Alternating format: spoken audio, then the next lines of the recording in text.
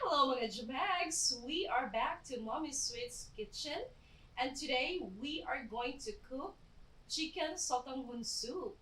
Meron tayo, ipapakita ko lang sa inyo ang ating chicken breast, sotanghon.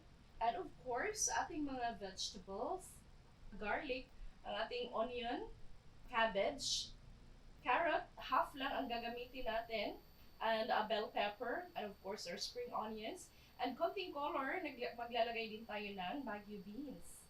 Right? We are going to simply mince our garlic, mince finely. Ayan, mga jumags. So, mince na natin ang garlic. So, itabi lang natin siya sa side. Isunod natin ang ating onion. Let's mince it this time.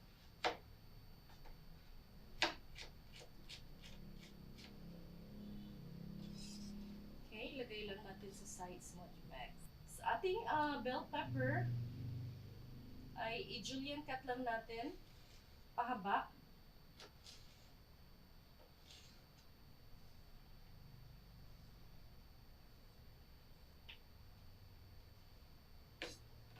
Okay, sa tabi lang. Sa carrots will also be julienne cut.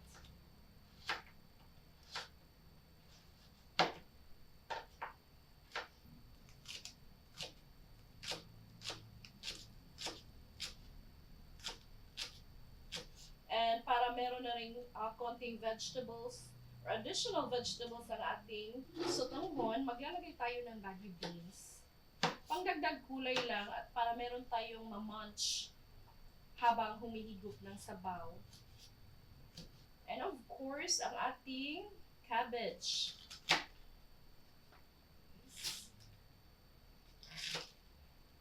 So, ang pagkakat ko, bari, shredded ko lang siya. Mukhang uniform na ng chicken. And lastly, mga jumags, ito na, ikat lang natin ng strips ang ating chicken. Yes, like that. Depende sa inyo kung gaano kanipis or gaano kalaki.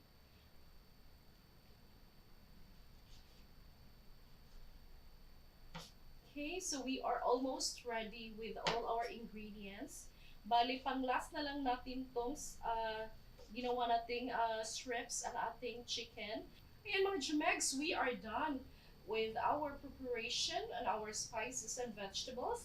We are just going to put this aside at simulan na natin ang ating pagluluto.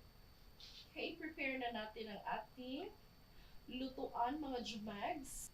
Here, I'm using a deep pan kasi maglalagay tayo ng sabaw. So we will just be turning on our heat into medium at painitin natin ang ating pan. So, mainit na ang ating pan mga jumegs. We are just going to drizzle a little amount of oil. Sakto lang na mag-cover sa ating pan. So, ayan mga jumegs, uminit na ang ating oil. So, igisa na natin. And as always, lagi nating inuuna ang onion. We are going to saute the onion. Kahit masyadong mahal pa ang onion, hindi talaga pwedeng walain sa ating niluluto dahil nagbibigay talaga siya ng additional bango at lasa. Ayan, nasaute na natin ang garlic at onion mga jumegs. Isaute lang din natin ang ating chicken.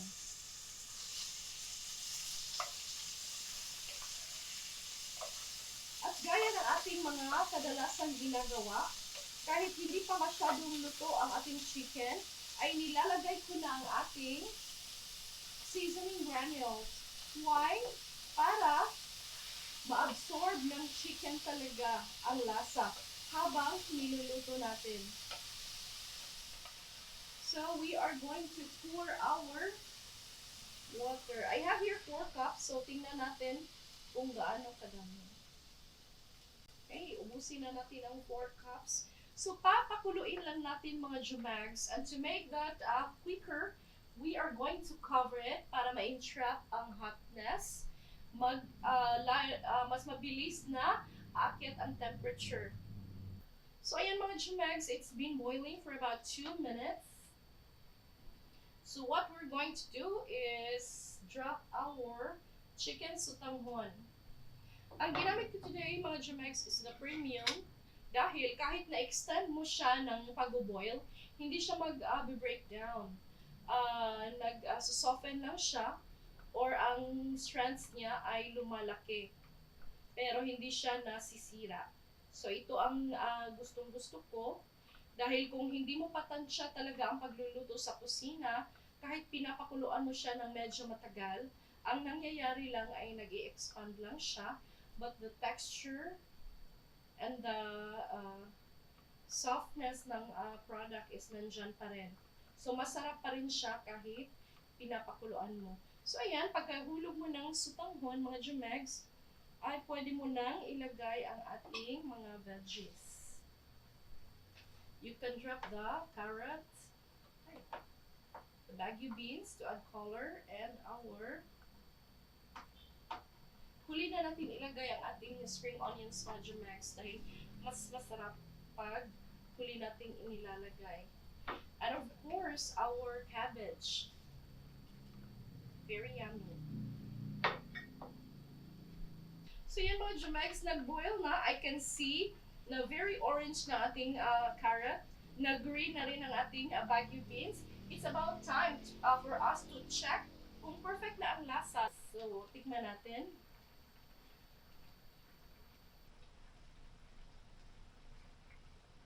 Very malinamnam na mga Jumegs, but I can still sense na may kunting kulang. So magdagdag tayo ng salt and pepper according to your taste. Okay, freshly ground pepper. Ilayo ang ating mukha para hindi tayo atakinin ng ubo.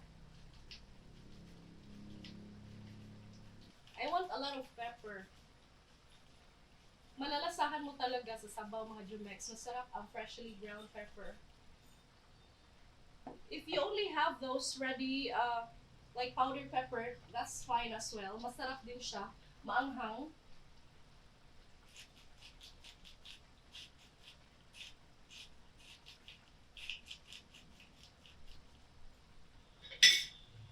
Okay. So, ayan mga Jumegs. O, yun yung sabi ko sa inyo. Kahit kumukulo siya, hindi siya nabibreak. Naglulusan lang siya. Lumalaki, pero hindi siya nasisira. Tikman natin.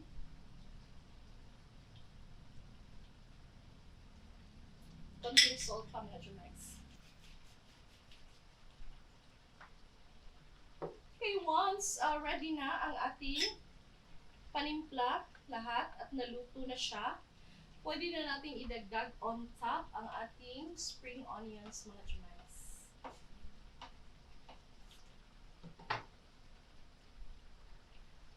Okay, isn't it beautiful?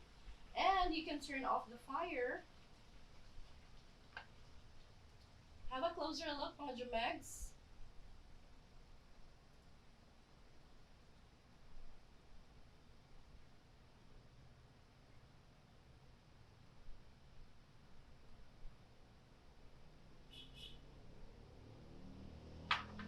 Very tempting, very colorful.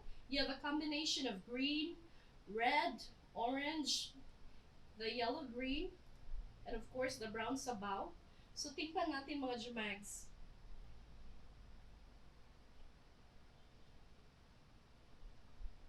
Perfect. Thank you so much. Please don't forget to share and click on the notification bell and like and subscribe mga Jumegs. See you next time.